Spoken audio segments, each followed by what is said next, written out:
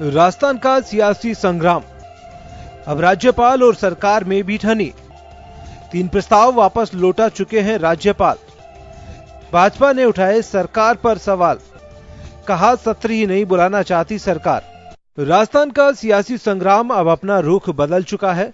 मामला pilot versus Gehlot से शुरू हुआ था, जिसके बाद न्यायालय में मामला गया और राज्यपाल और सरकार के बीच सुर्खियों में है। सरकार सदन आहूत करना चाहती है ताकि फ्लोर पर बहुमत सिद्ध कर सके, लेकिन उधर सरकार के 3 प्रस्ताव भेजे जाने के बाद भी विधानसभा सत्र आहूत करने को लेकर राज्यपाल ने हरी झंडी नहीं दी है। हालांकि सरकार की मंशा है कि 31 जुलाई से पहले सत्र आहूत कर लिया जाए, ताकि रक्षाबंधन पर विधायकों के घर जाने के बाद टूट फूट का खतरा नहीं रहे। सत्ता पक्ष के विधायकों ने इसे राज्यपाल की हठधर्मिता और केंद्र सरकार के दबाव में काम करने का आरोप भी लगाया है। राज्यपाल ने वापस लौटाए प्रस्ताव। राज्यपाल ने कहा, नियमानुसार सदन आहूत करने में कोई आपत्ति नहीं। सदन आहूत का विशेष कारण बताए। 21 दिन पहले दिया जाना चाहिए था नोटिस। कोरोना काल में सामाजिक दूरी की कैसे होगी पालना। सरकार के लगातार प्रस्ताव का खारिज कर वापस लौटाने से सियासी मामले ने तूल पकड़ा। हालांकि एक बार तो विधायक और मंत्री मुख्यमंत्री राजभवन में ही धरना शुरू कर दिया और राजभवन पर दबाव बनाने की कोशिश की और विधायकों की परेड भी राज्यपाल के सामने कराई गई, लेकिन राज्यपाल ने तब भी सत्र आहूत करने की परमिशन नहीं दी, जिसके बाद कांग्रेस ने इसे देशव्यापी मुद्दा बनाया। उधर भाजपा ने सरकार पर संवैधानिक पद के खिलाफ दिए गए बयानों की निंदा की है और कहा है कि सरकार खुद नहीं चाहती है कि सदन आहूत हो। राज्य सरकार की मंशा प्रारंभ से ही ये नहीं थी कि सदन आहूत किया जाए, वरना आर्टिकल 174 के अंतर्गत जो अधिकार महामहिम राज्यपाल को प्राप्त है, उसके अनुसार अपना एजेंडा लिखकर अगर वो भेजते तो 21 दिन के नोटिस के बाद सदन आहूत हो जाता। बार बार राज्यपाल महोदय जो युक्तियुक्त कारण से जिसका उल्लेख संविधान में किया गया है, उन कारणों को अगर राज्य सरकार स्पष्ट कर दे, मैं समझता हूं कि राज्य सरकार खुद कदम ताल कर रही है और राज्य सरकार नहीं चाहती कि सदन अभी आहूत हो। विधानसभा सत्र बुलाने की प्रक्रिया में एक बार फिर से प्रस्ताव भेजे जाने की तैयारी है। हालांकि ऐसा नहीं है कि इससे पहले कम समय में विधानसभा सत्र नहीं बुलाया गया हो। मौजूदा सरकार की पहली विधानसभा का सत्र भी 7 दिन के शॉर्ट समय में बुलाया गया था, जिस पर विपक्ष ने भी काफी हंगामा किया था। लेकिन मामला अब अलग है, क्योंकि हाल की सियासत अदावत की है। ब्यूरो रिपोर्ट, जन टीवी न्यूज, जयपुर।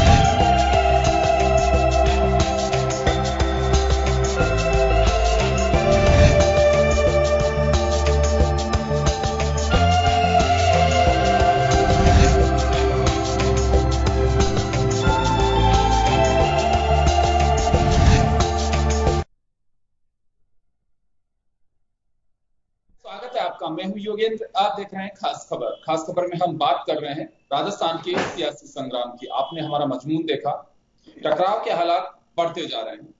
अब केवल बात या अदावत कहें सचिन पायलट और अशोक गहलोत या बीजेपी सचिन पायलट और अशोक गहलोत के बीच ही नहीं रही है, अब ये अदावत सरकार और राजभवन की ओर भी बढ़ती जा रही है। टकराव की स्थितियां बनी हुई हैं। संविधान में सबको अधिकार दिया गया है, संवैधानिक संस्थाएं हैं, सत्ता का केंद्र मुख्यमंत्री जो चुनी हुई सरकार का प्रमुख होता है और राज्यपाल संवैधानिक पद का दायित्व का निर्वहन करते हैं। लेकिन ये हालात जो बनते जा रहे हैं, आखिर इसकी वजह क्या है? क्या ये एक कहें कि एक बनावटी आवरण ओढ़ करके ही ये सारा काम किया जा रहा है, या फिर वास्तव में संवैधानिक दायरे में रह करके कौन अपने पद का या अपने दायित्व का निर्वहन नहीं कर रहा? आज इस बात को लेकर के हम चर्चा करेंगे और हमारे साथ वरिष्ठ विधिवेत्ता ए.के. जैन साहब जुड़े हुए हैं, कांग्रेस विचारक वरुण पुरोहित जी हमारे साथ जुड़े हैं, भाजपा नेता पंकज जोशी जी जुड़े हुए हैं, former speaker Rajasthan assembly Sumitra Singh ji हमारे साथ जुड़ी हुई हैं और वरिष्ठ पत्रकार यश गोयल साहब हमारे साथ जुड़े हैं। सभी का स्वागत है। मैं ए.के. जैन साहब के पास जाना चाहूंगा। सर, 1985 में दल बदल कानून को राजीव गांधी के वक्त ये कह करके मंजूरी दी गई थी कि ये हालात जो बनते जाते हैं ये आगे बिगड़े ना। ये कोई एक दिन का ये पूरी एक्सरसाइज नहीं थी। कहा ही जाता है कि कितने आयोग, कितने कमीशन, उनकी रिपोर्ट 18 साल से लगातार ये मांग की जा रही थी कि आया राम गया राम, कभी लोग इधर आ सकते हैं, कभी इधर चले जाते हैं। इन परिस्थितियों को रोकने के लिए एक स्थायी सरकार चल सके, उस लिहाज से 1985 में ये बिल लेकर के आया गया। उसके बाद में इसमें बदलाव 1992 में किया गया, जब सरकार ये कमीशन बनाया और सारी चीजें। लेकिन आज की स्थितियां वही है। अगर हम देखें तो 19 साल बाद 92 के एक बार फिर ऐसे हालात बनते दिखाई दे रहे हैं कि जिससे कहा जा सकता है कि टकराव की स्थिति बनती जा रही है। तो किस तरह से देखा जाए, इसमें कोई पद का निर्वहन किया नहीं जा रहा, या फिर ये कहें कि संविधान में जो राइट्स दिए गए हैं उसका बेजा फायदा उठाया जा रहा है, इसे किस तरह से देखा जाए? ए.के. जैन साहब, देखिए, अगर इस सारी लड़ाई में मेरे विचार से सबसे ज्यादा अपमान किसी का हो रहा है तो वो देश के संविधान का हो रहा है, देश के कानून का हो रहा है। हर पक्ष अपने तरीके से अपने ड्यूटीज की पालन करने की बजाय कानून की और संविधान की धज्जियां उड़ा रहा है। शुरुआत अगर राज प्रमुख से करें, राज्यपाल से करें, तो राज्यपाल का व्यवहार अरुणाचल के राज्यपाल राज खोवा की याद दिला देता है, जो राज्यपाल बनने से पहले असम के मुख्य सचिव थे, आईएएस थे, मतलब जिनका काम सारी जिंदगी कानून के अनुसार काम करना। 2015 में वो राज्यपाल बने और उसके बाद जिस तरीके से उन्होंने अपने आप को कानून के विपरीत काम किया, मंत्रिमंडल की सलाह के विपरीत, स्पीकर को आदेश से पहले के विपरीत, एक उन्होंने जल्दी असेंबली बुला ली, विधानसभा की जगह दूसरी जगह असेंबली बुला ली, उसको सरकार को बर्खास्त कर दिया और अल्टीमेटली सुप्रीम कोर्ट को यह कहना पड़ा कि राज्यपाल ने अनकॉन्स्टिट्यूशनल काम किया है और सुपर कॉन्स्टिट्यूशनल पावर की तरह काम किया, जो उनको नहीं है, उन्हें मंत्रिमंडल की सलाह से काम करना पड़ा था। उसके बाद केंद्र सरकार को राज्यपाल से इस्तीफा मांगना पड़ा और राज्यपाल ने फिर, वो राज्यपाल जो सारी जिंदगी चीफ सेक्रेटरी और आईएएस रहा और चीफ सेक्रेटरी रहा, उसने इस्तीफा देने से मना कर दिया। तो हिंदुस्तान के इतिहास में पहली बार राष्ट्रपति ने अपने राज्यपाल को बर्खास्त किया, डिस्प्लेजर शो करके किया। कलराज मिश्र भी इतना तो नहीं, पर लगभग थोड़ा उसी दिशा के अंदर जा रहे हैं। अगर राज्य सरकार की बात करें तो राज्य सरकार की मीटिंगें होटल में हो रही हैं, राज्य सरकार की आदेश होटल में बैठकर निकाले जा रहे हैं, विधायक दल की बैठक घर में हो रही है। तमाशा एक तरीके से मचाया जाए। अगर स्पीकर की बात करें तो स्पीकर दोहरे मापदंड अपना रहे हैं, किसी याचिका को लेकर तो लंबे समय तक बैठे रहे और किसी याचिका में रात को 12 बजे आप अपने नोटिस चिपकवा रहे हैं। एक तरफ कह रहे हैं कि मेरे ऊपर हाई कोर्ट का कंट्रोल नहीं, दूसरी तरफ हर जगह बड़े बड़े वकील, सरकार के पेड वकील होने के बाद भी जनता के पैसे से बड़े बड़े वकील खर्च करके खड़े किए जा रहे हैं। लॉ एंड ऑर्डर की जो स्थिति है वो सारी दुनिया में आज नजर आ रही है कि क्या हो रहा है देश के अंदर। तो इस तरीके से दिख रहा है कि कानून में, यानी ईमानदारी की बात है कि सरकार को भी, राज्यपाल को, यद्यपि राज्यपाल का क्वेश्चन करने का अधिकार राज्यपाल को नहीं है कि सरकार कैबिनेट क्यों बुला रही है, अपनी उसको विधानसभा को क्यों आहूत कर रही है, परंतु क्या सरकार की ड्यूटी नहीं है कि वो अपनी बहुमत दिखाने के लिए दूसरा रास्ता एडॉप्ट करे? मोरली वहां गलत है, लीगली हो सकता है वो सही है, पर मोरली सरकार भी सही नहीं है, लीगली राज्यपाल भी गलत है, लीगली स्पीकर भी गलत है, और इसका सारा खामियाजा किसको भुगतना पड़ रहा है? हर आदमी कानून की मजाक उड़ाने पर लगा हुआ है, सबसे बड़ी बात यह है। और सारा का सारा खामियाजा या तो कॉन्स्टिट्यूशन का अपमान हो रहा है या देश की जनता का अपमान हो रहा है, उठाना पड़ रहा है। बिल्कुल, मैं सुमित्रा सिंह जी के पास जाना चाहूंगा। मैं आपके पास आना चाह रहा हूं। 3 बार राज्यपाल ने फाइल लौटा दी। एक ही बात इसके अंदर कि 21 दिन का नोटिस दिया जाना चाहिए, कोरोना काल है, और सरकार स्पष्ट करे कि आनन फानन में यानी जल्दबाजी में सत्र क्यों बुलाना चाहती है। यही 3 बिंदु को लेकर के फिर सरकार जवाब भेजती है कि स्पीकर का मैटर है कि कोरोना को लेकर के सोशल डिस्टेंसिंग का किस तरह से पालन होगा, क्या व्यवस्थाएं होंगी, सरकार इसके लिए बाध्य नहीं है जवाब देने के लिए। तो ये गतिरोध टूटेगा कैसे फिर? मेरे तो खुद के समझ में नहीं आ रही है बात कि आखिर ये सब हो क्या तमाशा रहा है। सब लोग संविधान की तो धज्जियां उड़ा रहे हैं, कोई किसी को मतलब नहीं है इस बात से। 3 बार जब भेज दिया कैबिनेट ने, तो क्यों नहीं बुला रहे हैं राज्यपाल महोदय विधानसभा? ये बात ही मेरी समझ में नहीं आ रही है। और जब कभी ऐसा हुआ है, हम पहले देख चुके हैं, मुंबई के समय यही हुआ, झारखंड में यही हुआ, और जिसे कहना चाहिए एक बार एक सरकार के समय में और हुआ है। और अल्टीमेटली फिर राज्यपाल महोदय के खिलाफ जब राष्ट्रपति के या प्राइम मिनिस्टर के पास गए हैं, तब जाकर के मामला सुलझा है। तो हो सकता है इस मामले में भी राष्ट्रपति के पास जाना पड़े, राष्ट्रपति सुलझाए इस मामले को। लेकिन फिलहाल ये ऐसा मुद्दा नहीं है कि जिसको लेकर के राज्यपाल हर बार उसी बिंदु को लौटा रहे हैं, या फिर ये कहें कि सरकार अपनी ओर से स्पष्ट नहीं कर पा रही है कि हम क्यों बुलाना चाहते हैं। क्योंकि चौथी बार भी अगर बैठक करके लेटर जाता है, राज्यपाल फिर वही बात कहेंगे। या फिर अगर एक जैसे कहा जाता है कि एक बार मंत्रिमंडल की फैसले को जब राज्यपाल के पास अनुमोदन के लिए भेजा जाता है और लौटा देते, तो दूसरी बार बाध्य है कि मानना ही पड़ेगा। लेकिन राज्यपाल उसको स्पष्ट करके फिर वापस से भेज दिए। 174 का हवाला देके उन्होंने फिर वापस से भेज दिया कि ये प्रदत्त शक्तियां जो हैं ये संविधान से मिली हुई हैं, और इसमें राज्यपाल उचित कारण नहीं होने पर लौटा भी सकते हैं। तो जैन साहब ने सारी बात बता तो दी कि सब आपोपंथी पे लगे हुए हैं, और राज्यपाल महोदय को कोई अधिकार नहीं है कि तीसरी बार भी उन्होंने उसे रिजेक्ट करें और जाना पड़े राष्ट्रपति के या प्राइम मिनिस्टर के पास। उन्हें कोई अधिकार नहीं है इस बात। जी चलिए, मैं वापस लौटूंगा। मैं यश गोयल साहब के पास जाना चाहूंगा। गोयल साहब, आपके पास आना चाहूंगा। आपने बहुत लंबा, आपको एक तजुर्बा है जर्नलिज्म का, बहुत सारी चीजें भी देखी है। 1993 का वह एपिसोड भी देखा कि जब बीजेपी और कांग्रेस के बीच स्थितियां कुछ ऐसी बनी कि सरकार किसकी बनेगी, बलीराम भगत साहब थे, लेकिन दिल्ली तक जाने की या कोई दूसरी बार की कोई ऐसी नौबत नहीं आई। जैसी स्थितियां बनी उसको उसी अनुसार उन्होंने किया। लेकिन अभी कुछ स्थितियां अलग बन गई हैं।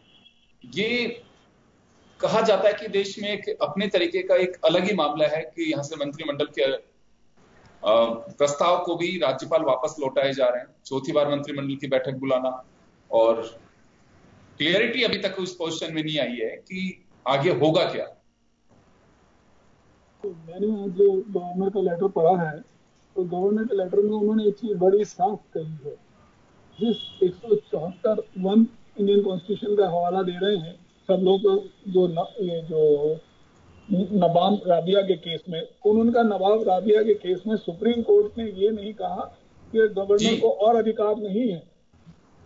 उन्होंने साफ कहा है, तो उस केस में ये लिखा है उस गवर्नर के आपके रिलीज में कि गवर्नर को और भी राइट है सब चीजें जानने का। यही नहीं है कि कैबिनेट ने रिजोल्यूशन भेज दिया कि असेंबली कॉल कर लो और गवर्नर को करनी है। वो कहता है नहीं, उस केस में सुप्रीम कोर्ट ने ये नहीं कहा कि वो और अपनी शक्तियां इस्तेमाल नहीं कर सकता, तो उन शक्तियों का इस्तेमाल करके वो ये कह रहे हैं कि 21 दिन का नोटिस आपको देना पड़ेगा। अब या आप ये कहिए कि इमरजेंसी कॉल कर रहे हैं हम सिर्फ वोट ऑफ कॉन्फिडेंस के लिए, तो ये कॉन्स्टिट्यूशनल जो क्लैश हो रहे हैं तो उसका ये नतीजा है। जो जैन साहब भी कह रहे हैं, मैडम भी कह रही हैं, सब कह रहे हैं कि कॉन्स्टिट्यूशनल क्राइसिस मेरे ख्याल से क्रिएट किया जा रहा है जिससे कि डिले हो, ये प्रोसेस डिले में। और जो आप शेखावत जी वाले टाइम में बता रहे हैं, उस वक्त सबसे बड़ी जो मैंने देखी थी उस वक्त प्रॉब्लम वो ये थी कि कांग्रेस अपना लीडर नहीं चुन पाई थी कि किसको सीएम प्रोजेक्ट करें। शेखावत जी ने लाभ उठा लिया उसका। सही बात है।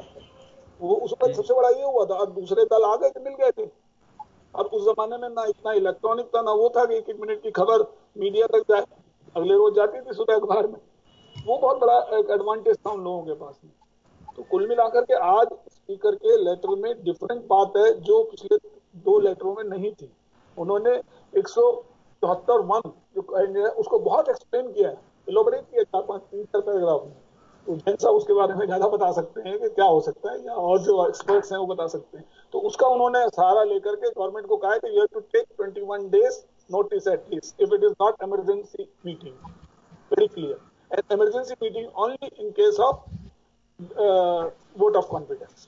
ये जी। लेकिन गोयल साहब एक बात बताइए कि जैसे सरकार इस बात को मान के चल रही थी, अक्सर बात भी यही होती है कि दूसरी बार कैबिनेट के डिसीजन को लौटा नहीं सकते राज्यपाल, लेकिन वो फिर भी 174 का हवाला देकर के उसको लौटा रहे हैं। लेकिन यहाँ सरकार भी अपनी ओर से क्लियर नहीं कर रही है, उसमें बात एक ही जगह आकर के रुक रही है कि आप अगर शॉर्ट नोटिस अगर हाउस कॉल करना चाहते हैं तो आप उसकी वजह बताइए। कोरोना के सोशल डिस्टेंसिंग का हवाला है, उसके अलावा एक बात और कि 21 दिन का आपको टाइम देना चाहिए। तो घूम फिर के बात वही आ रही है। क्या सरकार भी अपने एजेंडे को छिपाना चाह रही है नहीं, या फिर राज्यपाल जानबूझ करके संवैधानिक पद, संवैधानिक शक्तियों का आड़ लेकर के ये सारा काम किसी और रिमोट के जरिए कर रहे हैं? कैसे देखा जाए इसे? पहली चीज जो आपने आखिरी में कही, रिमोट तो कहीं और है, रिमोट कोई और चला रहा है। गवर्नर जो राजभवन है वो अपने हिसाब से काम कर रहा है उस रिमोट के सारे, ये तो सब कहते हैं, सब जानते हैं। दूसरी चीज ये है, पिछले लेटर में अशोक गहलोत सरकार की कैबिनेट ने ये बहुत साफ लिखा है कि हमें सेशन बुलाना है। सेशन उन्होंने बुलाया और उन्होंने कहा हमें कोरोना के बारे में, आर्थिक स्थिति के बारे में डिस्कस करना है, जो होता है 100 डेज के अंदर कॉल करना पड़ता है, पहली चीज। दूसरी चीज ये है कि उन्होंने ये भी हवाला दिया है कि business advisory committee has to decide the business, not the chief minister और एनीबडी एल्स। मैडम स्पीकर रही, ज्यादा जानती हैं हमसे, हमने भी इनका कार्यकाल देखा है। तो आप बताइए कि जब उन्होंने ये लिख दिया बिजनेस, बीएससी इसको डिसाइड करेगी, और बीएससी किसी को डिस्क्लोज नहीं करती जब तक उस लेटर को असेंबली में पढ़ा नहीं जाता, उसकी अप्रूवल नहीं ली जाती। तो हाउ कुड अशोक गहलोत से agenda to the governor? That would be unconstitutional. वो तो मतलब जो विधायिका का कार्य है उसका उल्लंघन होगा कि अशोक गहलोत कैसे, या चीफ मिनिस्टर या लीडर ऑफ द हाउस ये कैसे कह रहे हैं कि हमारा यही एजेंडा है before going to the assembly. ये बहुत बड़ा फर्क है। तो गवर्नमेंट ने, कैबिनेट ने बहुत सही लेटर लिखा था, जिसका कि उन्होंने उसका तो ध्यान दिया नहीं। उन्होंने 174(1) का जो हवाला देकर के राष्ट्रपति सुप्रीम कोर्ट के जज ने ये भी नहीं कहा था कि मेरे पास पावर नहीं, मेरे पावर भी पावर है, आई कैन आस्क, तू आस्क कर रहा है, वो लटका रहा है। मैं वापस लौटूंगा सर आपके पास, रिपोर्ट तो है, मैं वापस आऊंगा। गोयल साहब आपके पास वापस आऊंगा। मैं जाना चाहूंगा वरुण पुरोहित जी के पास। वरुण जी आपके पास आना चाह रहा हूं।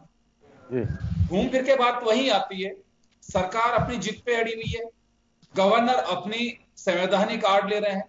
तो ये ऐसे तो मैटर बिल्कुल सुलझ नहीं पाएगा। प्रदेश की कहीं भी कुछ भी होता है, अगर आप लोगों को लग रहा होगा कि नॉर्मल है, सब कुछ मंत्री हमारे जा रहे हैं सचिवालय में, लेकिन ऐसा नहीं है। तकलीफ प्रदेश की है। संवैधानिक परिस्थितियां जो है जिस तरह की होनी चाहिए, अगर उनके विपरीत जाता है तो निश्चित रूप से संविधान पर एक चोट होती है, जो मुझे लगता है कि लोकतंत्र में उचित नहीं है। कहने को ये कागज के पन्ने हो, लेकिन देश की पवित्र आत्मा है जिसमें हमारा पूरा सिस्टम गवर्न करता है। और अगर ये सब कुछ बनता है तो आज जो स्थितियां, उससे और बिगड़ती स्थिति आगे आएंगी अगर आज इसे नहीं रोका गया तो सरकार भी ऐसी क्या जिद करके बैठी हुई है कि शॉर्ट नोटिस पे नहीं बताना चाह रही है? योगेंद्र जी, सरकार किसी भी हाल में जिद पे नहीं अड़ी हुई है। 3-3 बार प्रस्ताव भेज रही है, गांधीवादी तरीके से काम कर रही है। आप ये कैसे कह सकते हैं जिद पे अड़ी हुई है? जिद पे तो राज्यपाल अड़े हुए हैं। बार बार कैबिनेट प्रस्ताव भेजती है, बार बार उसको लौटा देते हैं कोई ना कोई क्वेश्चन मार्क लगा के। अब कोविड की बार बार हवाला देते हैं, दूसरी विधानसभाएं दूसरे स्टेट्स की कैसे चल रही है और कोविड के अंदर क्या मैनेजमेंट करना है उस विधानसभा के अंदर, वो तो स्पीकर तय करेंगे कि भाई सोशल डिस्टेंसिंग कैसे करना है, क्या करना है, वो तो उनका एरिया है। राज्यपाल को तो कैबिनेट के डिसीजन से बंधा हुआ होना चाहिए, एड और एडवाइस पे काम करना चाहिए उनको। आप जब प्रस्ताव जा रहा है कैबिनेट का, तीसरी बार आप वापस लौटा रहे हो, ये तो सर्वविदित हो चुका पूरे देश में, सारा मीडिया दिखा चुका और विद्वान लोग अभी अब बड़े हैं मुझसे, सब बता रहे हैं टीवी पे, सारा देश देख रहा है। ये पार्लियामेंट्री डेमोक्रेसी को फेल करना चाहते हैं और इनका कोई उद्देश्य नहीं है। सारी स्टेट्स में जिन्होंने एक एक स्टेट्स में जो काम किया, राज्यपाल, ये आरोप राज्यपाल पे लगा रहे हैं।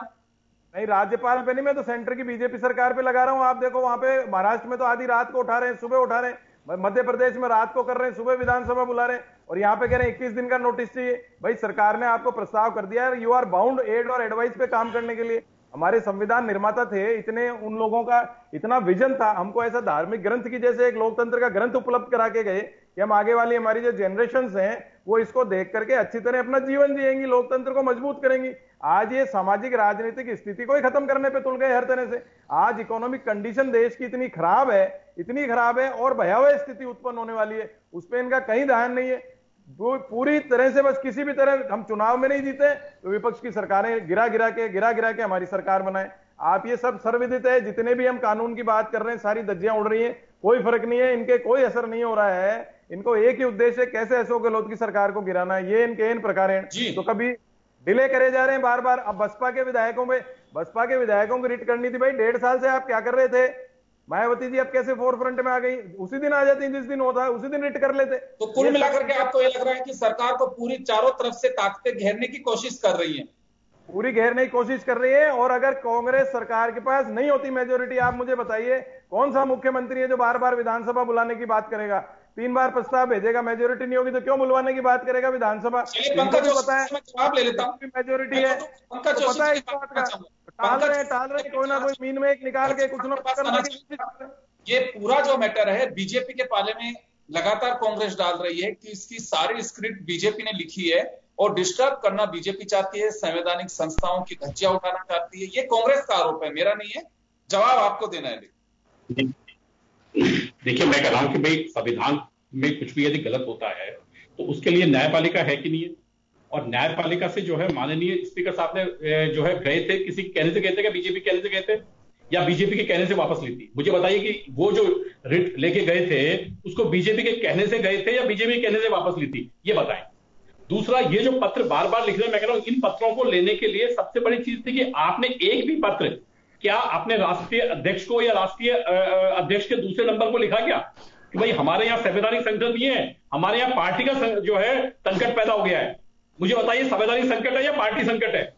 मतलब ये जो झूठ के पुलिंदे है ना कि आपकी पार्टी का संकट भी जो है आप संविधान के संकट से ले आए, आपके संकट है उसको भी ले आए और लगातार कह रहे हैं भाई आप कह दीजिए आपने बहुमत है, बता दीजिए। तो बार बार गवर्नर लौटा रहे हैं, ये पार्टी का संकट नहीं है, ये गवर्नर का संकट है। यहाँ संवैधानिक जो स्थितियां बनती जा रही है, AK जैन साहब कह रहे हैं कि बड़ा मजाक हो रहा है। राज्यपाल मैं कह रहा हूं आपके बैठे हुए हैं। नहीं, मैं कह रहा हूं यदि इस देश में मजाक हो रहा है तो क्या राष्ट्रपति जो है इसको देख रहे हैं, सर्वोच्च न्यायालय देख रहा है, न्यायालय देख रहा है, बाकी सब लोग देख रहे हैं? मैं कह रहा हूं कि क्या इन चीजों पे ये है कि पूरे देश का ही मतलब जो है खाली एक चीज रह गया कि राजस्थान में ये हो गया कि विधानसभा नहीं बुलाई जा रही है तो ऐसा लग रहा है जैसे देश का बिल्कुल ही बुराई खत्म हो गया। मैं कह रहा हूं कि सभी लोग देख रहे हैं, आपके पास दूसरे विकल्प है, क्या एक आम आदमी के पास विकल्प है? एक मिनट बताइए, मैं कह रहा हूं एक आम आदमी के पास, आपको आपकी सरकार लग रही है, क्या एक आम आदमी के लिए अपनी जिंदगी नहीं होती? आम आदमी के लिए वो चीज नहीं होती? जब मैं कह रहा हूं कि ये चीजें बाद में आती हैं तब आदमी क्यों नहीं बोलता है? भाई आपको मैं छोटा सा बता दूं, ये वरुण पुरोहित जी बैठे हुए, AK जैन साहब बैठे हैं, आप जो है राजस्थान स्वायत्त शासन संस्था के अंदर 4-4, 6-6 ऑर्डर लेकर के 10-10 जगह लगा करके बैठे हैं, तब आपको संविधान याद नहीं आता है? तब आप भूल जाते हैं क्योंकि वो छोटी संस्था है, ये सत्ता है। मतलब आप जो है इनको भी तोलना जो है उनमें चाहते हैं कि भाई ये छोटी चीजों को तो हम जो है थोड़ी में तोलेंगे और बड़ी को उसमें तोलेंगे। देखिए मैं फिर कह रहा हूं आपको, आपने फिर मैं कह रहा हूं आपको एक बात सुनिए, मैं एक बात कहना चाहूंगा मैं आपसे। जिन गवर्नर हाउसेस के लिए अटल बिहारी वाजपेयी, लाल कृष्ण आडवाणी ये कहा करते थे कि इनका मिसयूज हो रहा है, कम से कम इनको यूजफुल बनाइए, ये ऐसे देखिए संवैधानिक दायरा है, हमारे सबकी लिमिट्स बनी हुई है उससे, राज्यपाल को इतनी छूट नहीं है कि कभी तो चाहे तो बिना मेजोरिटी के भी कोई लेटर देता है तो सुबह 6 बजे शपथ दिला दे। आपकी इच्छा हो तो रात को 12 बजे भी हाउस कॉल कर लो, और आपकी इच्छा है तो एक चुनी हुई सरकार अगर आपको बार बार दे रही तो नहीं बुला सकते। मुझे लगता है कि ये जब 91 संविधान संशोधन आया उसमें भी साफ साफ दिया हुआ है, उसके बावजूद भी अगर अभी तक भी चीजें क्लियर नहीं हो पा रही तो मुझे लगता है कि कब क्लियर होंगे। हर बार हर सरकार, हर राजभवन इसी तरह से गलियां निकाल रहे हैं, और अगर यही गलियां निकलती रही तो तय मान के चलिए कि अराजकता शायद उसी को कहते हैं। संविधान के अगर दायरे से हम बाहर निकलने गलियां निकालेंगे तो मुझे लगता है कि ये बताइए नहीं रह जाएगा कि पैदा हो रही है। मैं एक छोटे से ब्रेक सब कुछ हो रहा है, लॉकडाउन लगा दिया।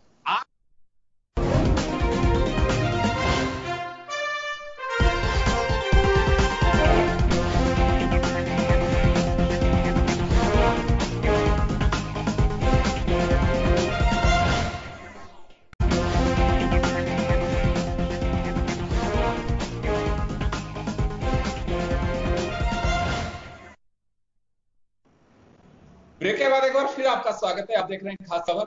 बात कर रहे हैं राजस्थान के सियासी संग्राम की। हर बार नई बात, हम रोज यही कह करके हमारी खास खबर को विराम देते हैं कि आगे क्या आपको और हमें इंतजार है, और निश्चित रूप से कुछ ना कुछ ऐसा पेश आता है जिसको देख करके लगता है कि अब आगे क्या। मैं जोशी साहब आप ही के पास आना चाह रहा था। मैं जो सवाल है बहुत ही सिंपल सा सवाल है। मैं एक बात जानना चाहता हूं कि सर, संविधान में सबको शक्तियां दी हुई हैं, संविधान प्रदत्त शक्तियां, आप उसका अगर बेजा आप उसका लाभ उठाना चाहते हैं उसको कहते हैं मिसयूज। गवर्नर कोई भी हो, कहीं पे भी हो, एक फैसले में कुछ बात और कहते हैं, दूसरे फैसले में कुछ और कहते हैं। ये भारत के संविधान से बंधे हुए गवर्नर साहब हैं। कोई भी कहीं भी किसी भी स्टेट में अपनी राय से नहीं चल सकते। वो एक सरकार के टाइम एक बार का अलग फैसला होगा, दूसरी बार का अलग होगा, फिर कैसे होगा ये सब। ऐसा नहीं हो कि किसी दिन फुल मेजोरिटी की सरकार कोई आई और देश में कभी डिबेट होकर के राजभवनों को बंद कर दिया जाए।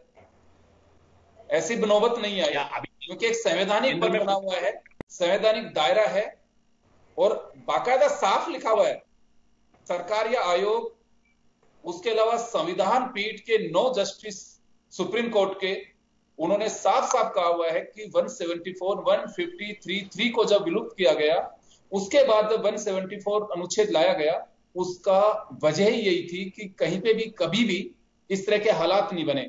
ये संविधान ने तो जो कुछ क्लियर कर दिया था, संविधान निर्माताओं ने भी किया, लेकिन आज अभी कभी भी, लेकिन जो राजनीतिक दलों की चुनी हुई सरकार केंद्र में हो चाहे राज्यों में, वो रास्ते निकालना शुरू किए, और इसी वजह से तमाम जो परिस्थितियां वो बेपटरी होती जा रही हैं।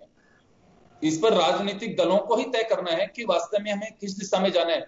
आज तो चलिए आप कह रहे हैं कि संविधान के दायरे में कलराज मिश्र साहब काम कर रहे हैं, कल को केंद्र में दूसरी पार्टी की सरकार होगी, प्रदेश में आपकी सरकार होगी, वो भी इसी तरह से रास्ता निकालेंगे।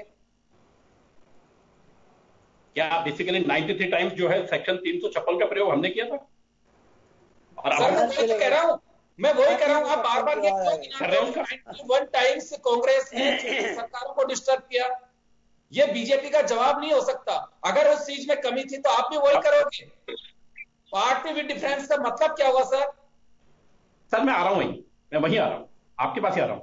आप लगातार एक बात कह रहे हैं कि संविधान में सबको जो है अधिकार दिए गए हैं। क्या किसी को दायित्व भी दिए कि नहीं दिए? ये दायित्व तो दिए हुए हैं कि आपको ऐसा काम करना है। नहीं, मुझे बताइए दिए कि नहीं दिए? संवैधानिक अधिकारों के साथ संवैधानिक जो है कर्तव्य भी दिए कि नहीं दिए? मुझे बताइए। हाँ नहीं है, दिए है ना।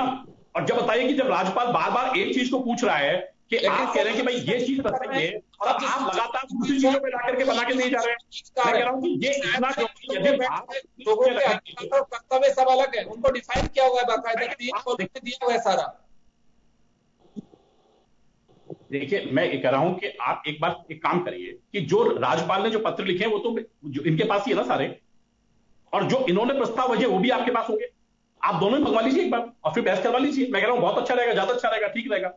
और यदि फिर भी नहीं है तो लोगों के पास और अधिकार भी है। लेकिन फिर मैं आपको ये कह रहा हूं कि केवल आप जो है उन चीजों को छिपा करके आप उन चीजों को जो है उनका बदला हुआ रूप लेकर के जाना चाहते हैं, तो देखिए ये नहीं होता है। और मैं फिर आपको बार बार कह रहा हूं कि हम जो है कोई भी असंवैधानिक काम करें, मैं आज फिर कह रहा हूं कि हमारा मतलब ये नहीं है कि हम सरकार में हैं। सरकार और भारतीय जनता पार्टी बिल्कुल अलग है। संविधान के तहत सरकार जो चल रही है उसमें यदि असंवैधानिक काम कोई होता है या कोई करता है तो निश्चित रूप से उसके लिए जो है विभिन्न संस्थाएं बनी हुई हैं। लेकिन मैं आपको आज ये विश्वास के साथ कह सकता हूं कि एक भी काम ऐसा कोई असंवैधानिक आप बताएंगे कि जिसको चैलेंज किया गया, जिससे चेंज हुआ, तो आप मुझे बताइए। और लेकिन इस टाइम से अलावा बाद में जितनी है आपने कहा संविधान बना और संविधान इतना अच्छा बना, इसका जो है मैं कह रहा हूं प्रियम्बल में चेंज किसने किया? आप देखिए, यदि जो है जिनकी दुहाई देते हैं, बाबा साहब की दुहाई देते हैं, हम वास्तव में मानते हैं उन्होंने लिखा था इसमें कोई परिवर्तन की आवश्यकता नहीं है। लेकिन आप तो देखिए कि 1975-76 के उसमें तो जो है प्रियम्बल में चेंज कर दिया। सरकार आई तो क्या आवश्यकता थी उस प्रियम्बल की? चलिए मुझे बताइए क्या औचित्य थी? सर वो तो हर सरकार अपने अंदाज से चल रही। मैं एक पे उंगली नहीं उठा रहा हूँ पंकज जोशी जी, मैं एक सरकार पे उंगली नहीं उठा रहा हूँ, मैं एक पे उंगली उठा रहा हूँ। मैं तो ये कह रहा हूँ आप लोग ये दुहाई देते हैं कि 91 टाइम हुआ है, उसके बाद कोई परिवर्तन नहीं हुआ, ना कोई माननीय कोर्ट उसमें एक्सेप्ट करती है, ना कोई वो करता है। प्रियम्बल में ही परिवर्तन कर दिया। जब प्रियम्बल में ही परिवर्तन कर दिया गया, उसकी मूल भावना में ही परिवर्तन कर दिया गया, तो आप मुझे बताइए क्या होगा? किया कि नहीं किया? आपके पास मेजोरिटी वापस ले आओ, वापस ले आओ सर। अभी तो राज्यसभा, राज्य से ज्यादा राज्यों में आपकी सरकार है, पूरे संविधान बदल दीजिए, आपके पास में पावर है इस वक्त। इससे ज्यादा मेजोरिटी संविधान कि एक बार जो अमेंडमेंट उसको वापस नहीं ले सकते, आप उसको वापस नहीं ले सकते हो। अगर आपको अभी भी कुछ लग रहा है कि कांग्रेस ने बहुत गलत किया, संविधान में ये संशोधन गलत किए हुए हैं, सर पावर में आप लोग वापस लेकर के आ जाइए, वापस आप लोग उनको कर सकते हैं। संविधान में जो संशोधन है कांग्रेस ने गलत किए हुए हैं, आप उनको खारिज करके जो संविधान में आपको ये अमेंडमेंट होना चाहिए वापस दीजिए। आपके तरफ से बहस होती थी ना कि 370 जो है हटाना नहीं चाहते, केवल जो है चुनावी मुद्दा रखना चाहते हैं। 6 साल में चुनावी मुद्दा खत्म कर दिया, राम मंदिर चुनावी मुद्दा रखना चाहते हैं। कितने तो पार्ट आए तो बहुत अच्छा रहेगा कि पास में कम है। मैं वापस आऊंगा, गरीबी का मैं वापस आपके पास वापस आऊंगा सर, आपके मैं वापस आऊंगा। वरुण पुरोहित जी आपके पास आना चाह रहा हूँ, वरुण पुरोहित जी आपके पास आना चाह रहा हूँ।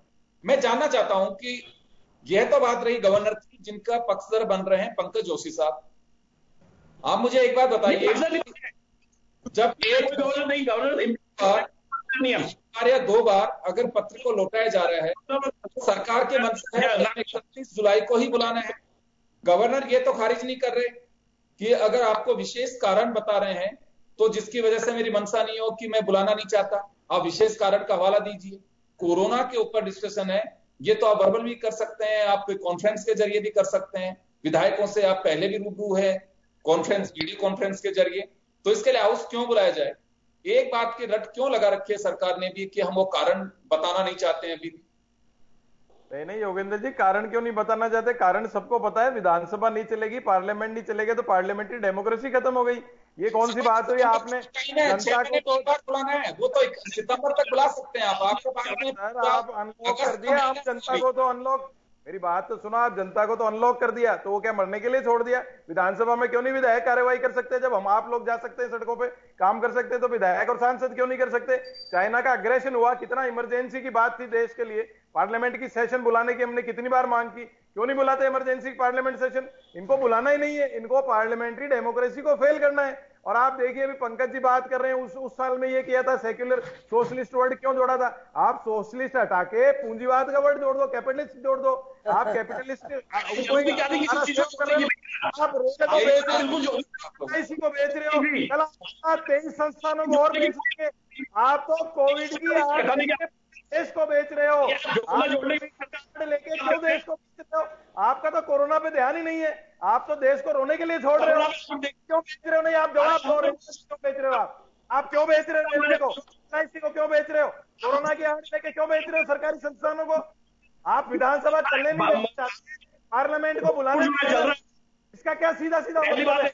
आप पार्लियामेंट्री डेमोक्रेसी को फेल करना चाहते हो, फेडरल सिस्टम को फेल करना चाहते हो। ये कौन सी बात हो रही है? रेलवे को बेचेंगे, संस्थानों को बेचेंगे, आप विधानसभा नहीं बुलाने दोगे। जब आप बाध्य हो, आप you are bound to call.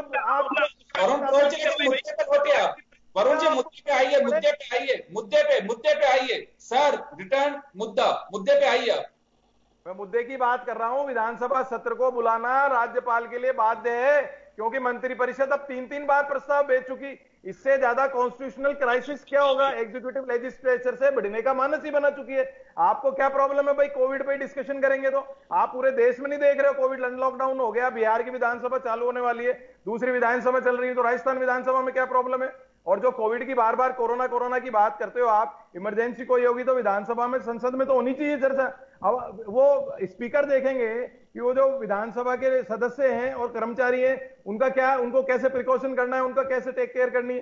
ये तो सब जगह, सचिवालय में गया, सचिवालय में भी सब चीजें यही है, राजभवन में नहीं है क्या? क्यों नहीं होगा विधानसभा सत्र? डेमोक्रेसी जो है, पार्लियामेंट्री डेमोक्रेसी है, उसके आड़ लेके आप, ये थोड़ी कोविड के आड़ लेके आप बुलाओगे नहीं सत्र को। मैं वापस आपका यस गोयल साहब के पास जाना चाहूंगा। गोयल साहब आपके पास आना चाह रहा हूं।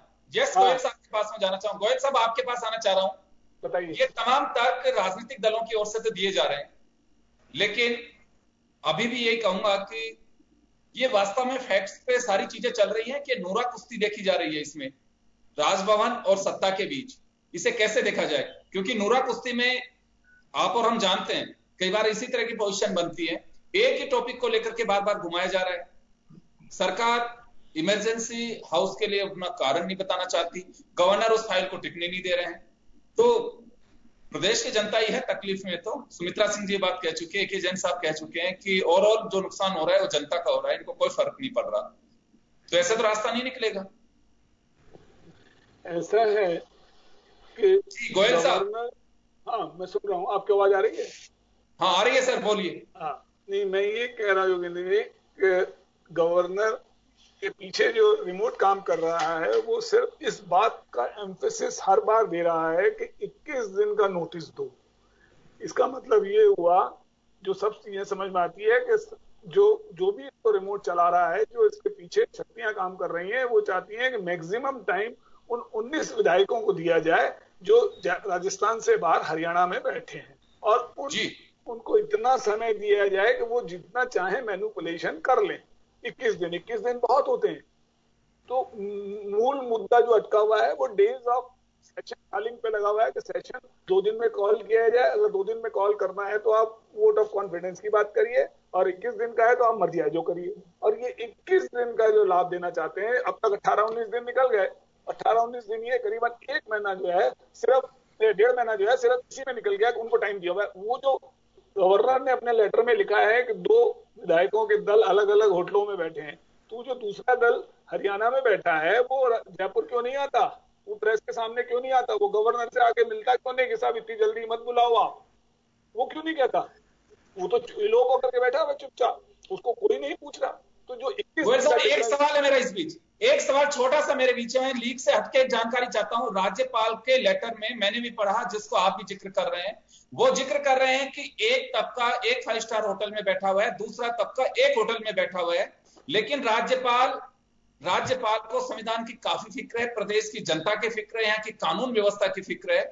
एक मैं छोटी सी जानकारी चाहता हूं, क्या राज्यपाल यह भी आदेश दे सकते हैं कि हमारी एक संवैधानिक जांच एजेंसी नोटिस सर्व कर रही है कि आप लोग आइए अपने बयान दीजिए, आपके खिलाफ एफआईआर है, तो क्या राज्यपाल वहां भी आदेश दे सकते हैं कि आप पहुंच करके एसओजी में, एंटी करप्शन ब्यूरो में आप अपने बयान दर्ज करवाइए?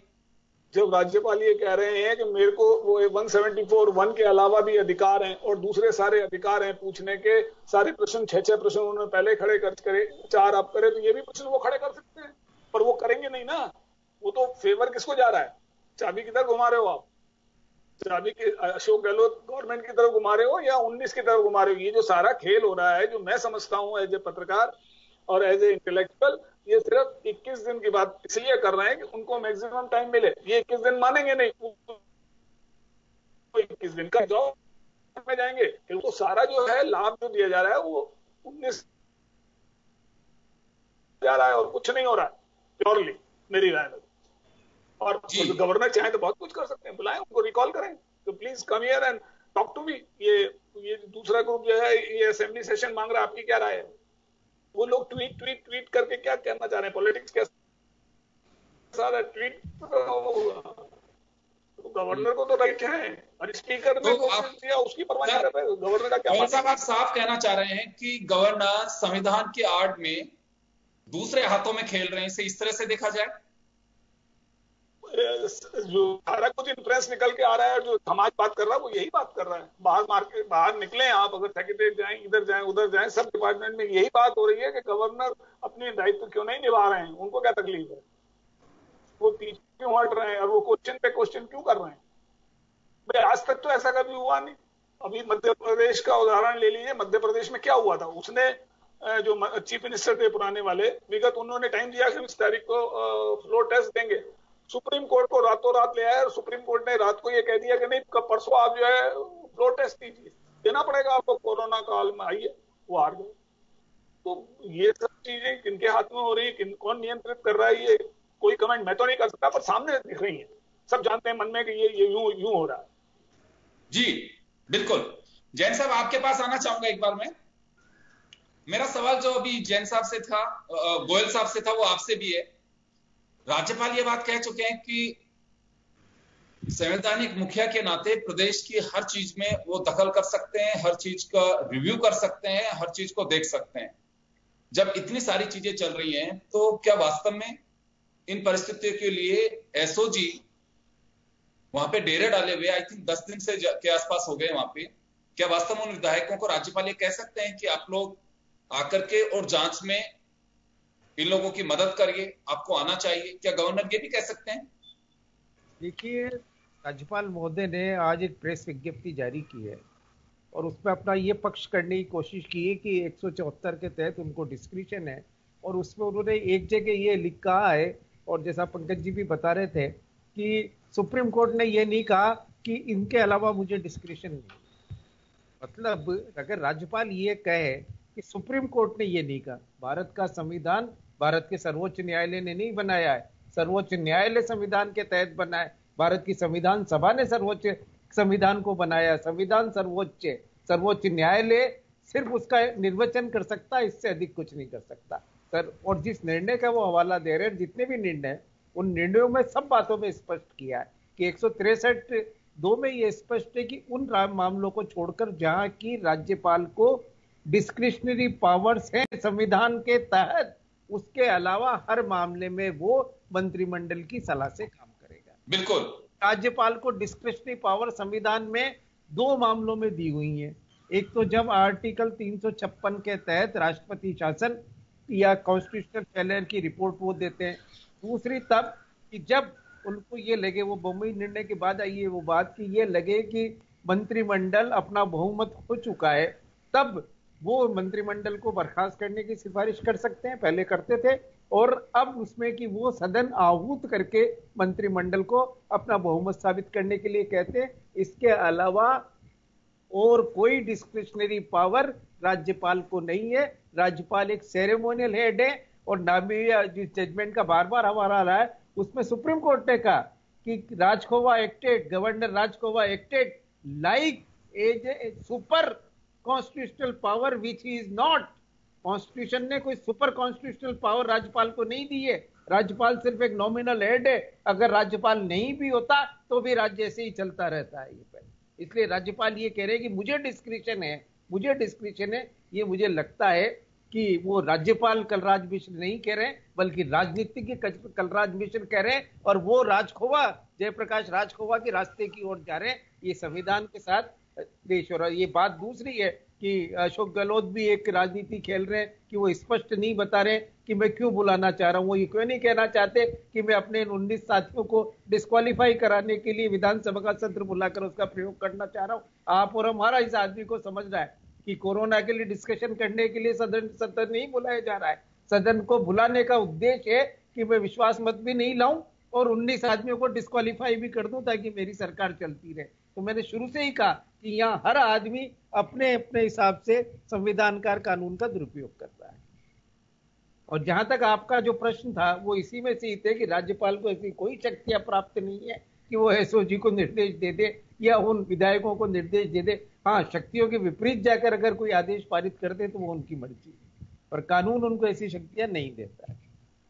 जी, तो बिल्कुल ये कह सकते हैं कि संवैधानिक आड़ में हम कई रास्ते निकाल रहे हैं, और ये बात तो हुई भी चिंता का विषय रहा जब 1985 में 18 साल के कई बार पार्लियामेंट में इस बात को लेकर के, दल बदल को लेकर के काफी डिस्कशन हुए। उसके बाद में 85 में और फिर 92, 2004, 6 कई बार इस बात को लेकर के अपनी ओर से राजनीतिक दलों ने रखा भी कि क्या राज्यपालों को जो शक्तियां दी गई हैं वो रखी जाएं या फिर इसे खारिज किया। मुझे एक वाक्य बहुत अच्छे से ध्यान है, सुमित्रा सिंह जी को ध्यान होगा कि जब डिबेट चल रही थी पार्लियामेंट में तो राजभवनों के, जैसे आपने भी कहा कि अगर राजभवन नहीं भी तो राज्य की सेहत पे कोई फर्क नहीं पड़ रहा, उससे सरकारें यूं ही चलेंगी।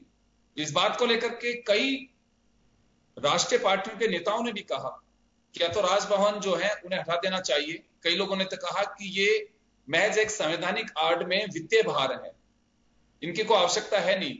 सरकारों में बेवजह का एक दखल है, राष्ट्रपति अपनी ओर से मॉनिटरिंग कर सकते हैं, सुप्रीम कोर्ट है, केंद्र की सरकार होती है।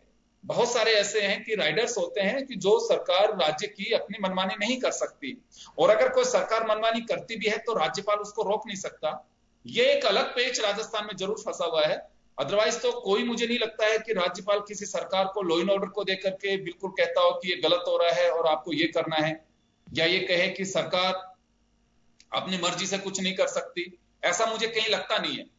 तो ऐसे में कई तरह की परिस्थितियां खड़ी हो रही है, लेकिन राजस्थान का अपना एक अलग तरह का ये मामला सामने आया। सुमित्रा सिंह जी के पास जाना चाहूंगा।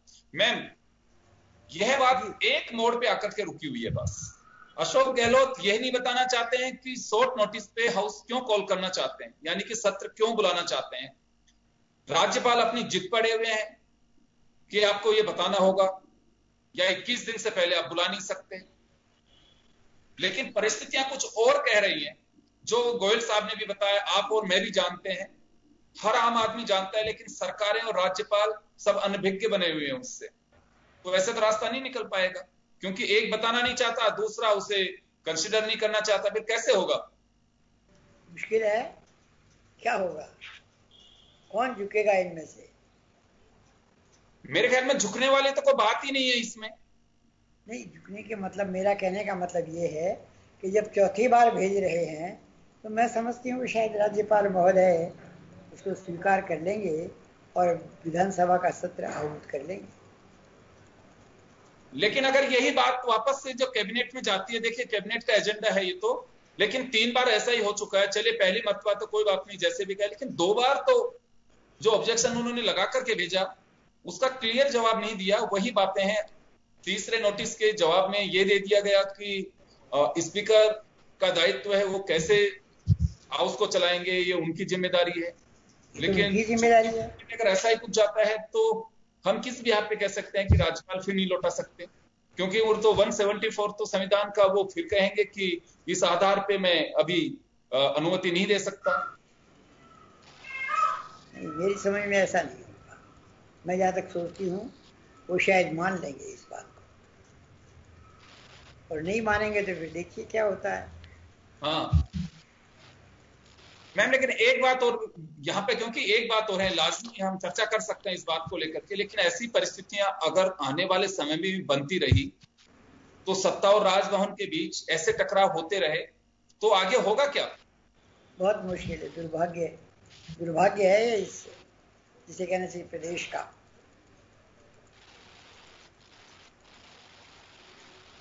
जी, क्योंकि कई राज्यों में ऐसे ही हालात बने हुए हैं।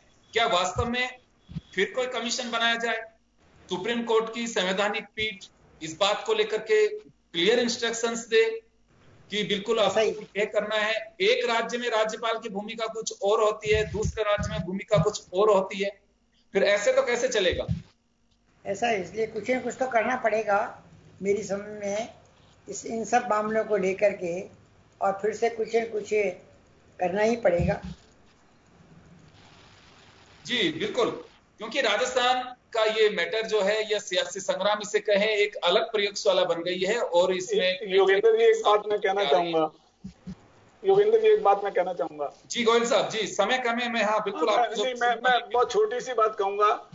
21 जनवरी 2020 को सुप्रीम कोर्ट ने ये कहा था कि अध्यक्ष की भूमिका से संबंधित जितने भी विवाद हैं उनको निपटाने के लिए स्थायी अधिकरण बनाने के लिए एक संशोधन आना चाहिए, जिससे कि जो स्पीकर्स की रोल है जो वो इसी तरह से गवर्नर के जो रोल है उस पर भी इस तरह का अधिकरण बनाने की बातें की गई है। वो इस चीज को सुलझाएंगे आने वाले समय में, ये मैं कहना चाह रहा हूँ। आप सही फरमा रहे हैं। ये तो राजनीतिक दलों को तय करना है कि आज अगर एक व्यक्ति कोई एक लाइन बना रहा है, आने वाला व्यक्ति उसमें 2 लाइन बनाएगा, फिर इसी हिसाब से ये बेट पटरी होती चली जाएगी। आज तकलीफ कांग्रेस ने अगर कभी किया, जैसे आज बीजेपी दुआ देती है उसकी कि कांग्रेस ने 91 टाइम्स से 356 का इस तरह से जो अधिकार है उसको मिसयूज किया था और सरकारों को अपदस्थ करने की कोशिश की थी। आज अगर ये कुछ करेंगे तो कल कोई आने वाला और कुछ करेगा। तो इसलिए आज तक मुझे लगता है कि संविधान के आड़ में इस तरफ एक रास्ते निकालने की एक परंपरा बन जाएगी, जो मुझे लगता है लोकतंत्र के लिए उचित नहीं होगी। कभी भी कोई भी घटनाक्रम कहीं भी हो, प्रदेश देश उससे डिस्टर्ब होता है, विकास पे उसके विपरीत असर पड़ता है और निश्चित रूप से जनता के बीच एक ऐसा मजमा लग जाता है जिसमें हर कोई बस यही जानना चाहता है कि आगे क्या। और यही वजह है कि हम रोज ये बात कह करके हमारी खास खबर को विराम देते हैं कि अब आगे क्या। निश्चित रूप से राजनीति एक ऐसे मोड़ पे आकर के रुक गई है जिसके लिए कोई नहीं कह सकता कि अब आगे क्या, लेकिन इंतजार है, जब कुछ होगा जरूर आप तक लेकर के आएंगे। बहुत बहुत शुक्रिया आप सभी का। खास खबर में इतना ही, दीजिए इजाजत, नमस्ते।